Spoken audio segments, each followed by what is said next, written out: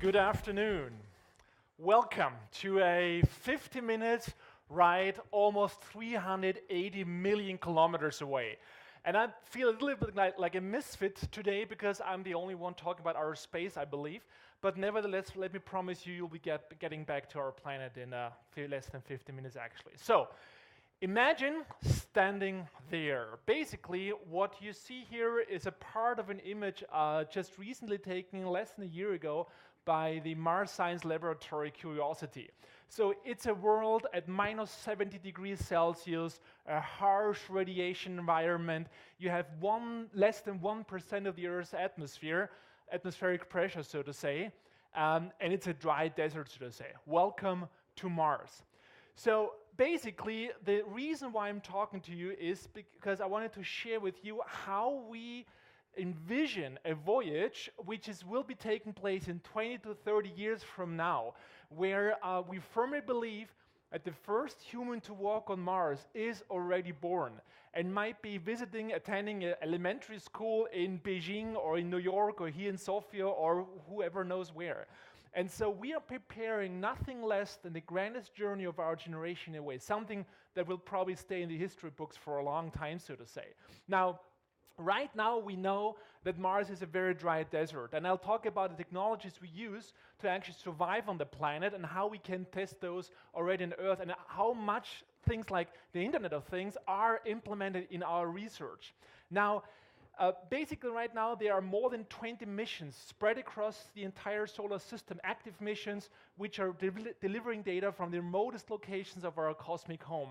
And we have 2 active rovers only on the Martian surface. There are 3 active spacecraft in Mars orbit. So we have an invasion from Earth, so to say, telling us more and more about the planet, which nowadays look like a cold, dry desert. But it was not like this all time.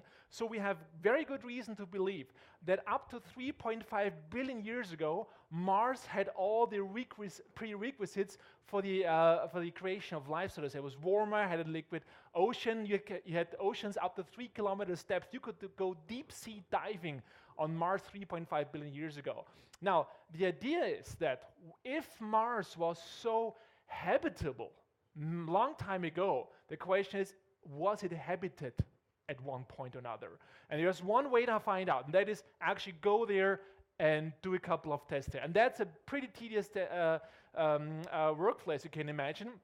So right now, in many space agencies worldwide, including also our little organization, the Austrian Space Forum, we are trying to manufacture the tools, define the workflows, and learn to ask the right questions on how to do science on Mars, and maybe look for life on Mars, maybe study the process. Why did it change so radically? And is there anything we can learn for Earth, for example? Maybe Earth will become like Mars one day as well. We don't know that yet, but that's the reason why we go, because of all those challenges. So let me talk a little bit about the work I'm doing in my daily life here. And that is actually is pretty much depicted in the picture behind me, where you see the OEWF spacesuit simulator. It's a 45-kilogram spacecraft where takes about 3 hours to put it on, so to say. And it's one of 4 systems worldwide which is able to mimic all the major limitations a real spacesuit would have on Mars in about 20 years from now.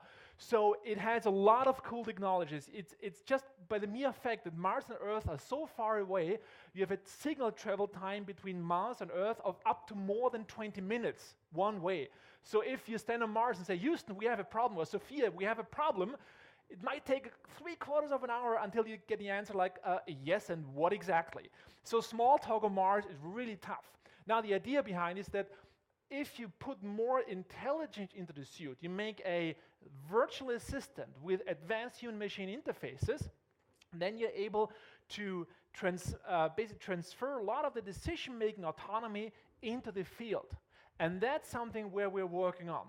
Now let me talk a little bit about this Little Princess Aouda actually is derived from a Jules Verne novel, A Journey Around the World in 80 Days. It's the Indian princess he marries at the end, the protagonist. And to us, she's also a little bit like a princess. Nice to look at, but very high maintenance. Sorry.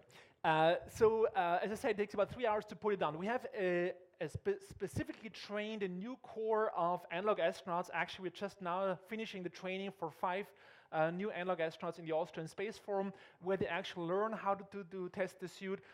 They learn how to work with it, how to deal with emergencies. We test it under various conditions. Just one example how we tested this was we put it into a cryo chamber at minus 110 degrees and see if everything still works out. And it did, obviously.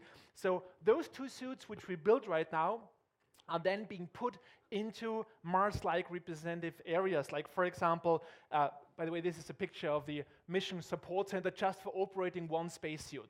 So this is something which I learned in the morning presentations very much. You have a company with like Microsoft with thousands of people serving millions and millions of people. In our case, it's the other way around. We have hundreds of people serving one guy in the suit, so to say. So the amount of customer care is probably unprecedented in our case. Now, the idea is that we go to areas which are as Mars-like as possible, and then that's where we put our technology. For instance, the picture on the left side was taken on the 15th of February 2013 during a Mars 2013 mission in Morocco in the Northern Sahara. And the picture on the right side, and that's not Photoshop, by the way, the picture on the right side was taken just 1 week after at Mount Sharp on Mars by Curiosity rover. So these pictures are just 1 week apart, but 2 worlds apart, so to say.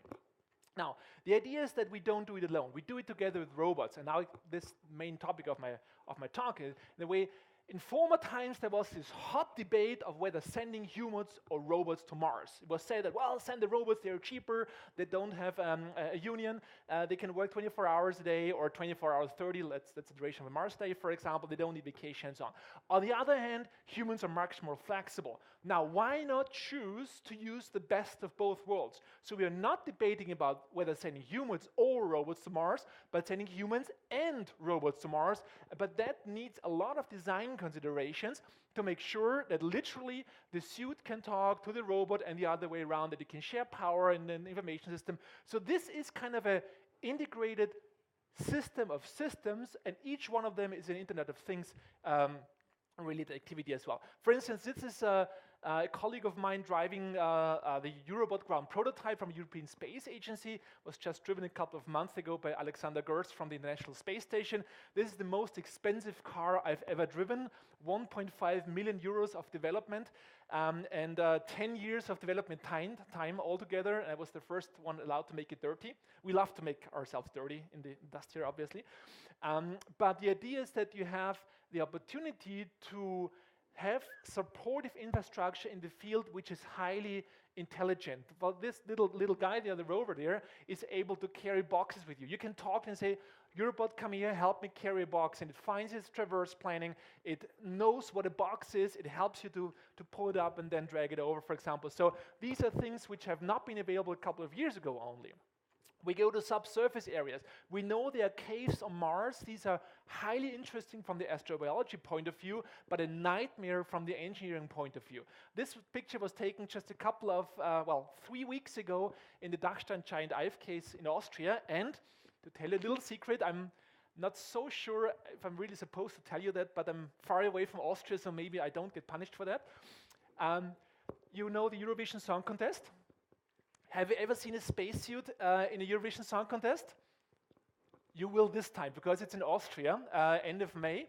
And there are those postcards where the country singing contributions are preceded by a little 50 seconds clip or so where the country is presented. So watch out for the Swedish contribution. And it might be that you see our spacesuit there, 200 million people watching. So let's see what kind of reactions we get there. So we really try to communicate this to the public as well. And this, by the way, is the digging rover, a little bit hard to see in the background here, which is accompanying the astronauts in the giant ice cave, so to say. That's what a typical They looks like in the field, when you look into the flight planning, there's an entire team of people behind this, making sure that you have the most precious resource we have in space flight most efficiently used, and that's the time of the astronaut, so to say. Though this is the so-called flight plan, we sometimes in the field call it the fight plan, the natural enemy of the astronaut, together with the dust. So when we go to Morocco, for example, for Northern Sahara, we have to build up a high bandwidth communication system in the middle of the desert, which has to be camel-proof, of course, because wild camels. You have to make sure that you have the right robots with us. This, for example, was done by our colleagues from Poland, the Magma rover, which has a live detection laser on board, which was built by my university in Innsbruck, for example. You have, that's me, my working suit, for example, where you have robots which don't look like classical rovers, which have legs instead of wheels. Legs is an artificial word between legs and wheels, so you can climb in very challenging terrain, for example. You want to make sure you have long distance coverage. Yes, it looks like fun, but this is dead serious science, as you can see here. So fun is defendable, even in science. We'll look into what happens if you hurt yourself. For example, if you cannot make it back to the base station anymore. For that, we have we call it Deployable Shelter, where basically you have it looks like a car wheel from the size, and if you're in trouble, you unzip it, you have some electronics and pneumatics in it, and you pull at the right positions, and it goes like floop, floop, floop, floop, and you have something like this. And then you inflate it, and you can, with hydraulics, you can shape inside a couch, a sofa, a table or so. You can make it airtight. You have communication power inside, for example. So that's a survival shelter for Mars, so to say. The only thing we forgot was the in-flight entertainment. Next time we're going to put in a little beamer to watch the movies at night until the rescue team comes in the next morning, for example. So in this suit, you are working for a long time there. You have to be able to actually also eat and drink and go to the toilet in the spacesuit. You can talk to the spacesuit. So there's lots of high-tech inside, but also a lot of low-tech. As I always say, the best approximation for a spacesuit is a pants and a magnifying glass and a rock camera for the geologist and a Indiana Jones hat because it looks more cooler. And everything else is a concession to the environment of Mars, so to say. So for instance, when we as humans start to sweat, our nose starts to itch. That's a human reflex. We barely notice this because in everyday life we do like this and that's it. In the spacesuit, you cannot scratch your nose. Okay? So that's the reason why I built in here, it's barely visible, the blue thing here, the razzle-frazzle device, basically a foam piece where you go like, and here you go. Because sneezing in a suit is quite a mess, believe me. Okay, and of course there's lots of images happening there. We had some very gifted, talented expedition photographers with us that actually made the Austrian Press Photo Award one year ago in Austria, for example. And we are going for a new mission. Now, in the last 2 minutes I have, I will briefly address where we're standing right now. In August this year, we will be conducting the highest Mars simulation ever attempted at 3,000 meters altitude in the Austrian Alps, emulating the research of a Martian glacier and a rock glacier under Mars-like conditions, so to say, with 2 spacesuit simulators, with robotic vehicles, with aerial vehicles, with ground-penetrating radar.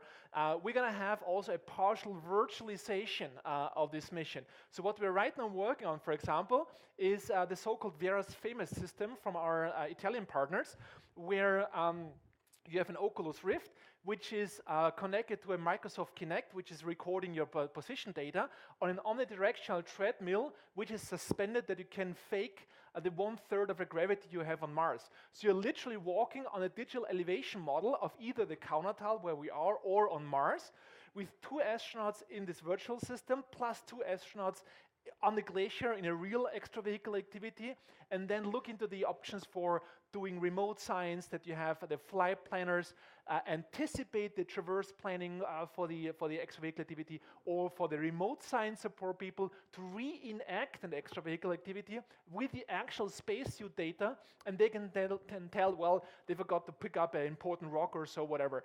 So this is really an outlook where we see that virtualization, and that's also a big topic in the space exploration field as well, can help us to reduce the risk increase the scientific efficiency and basically put humans on the red planet in any time soon.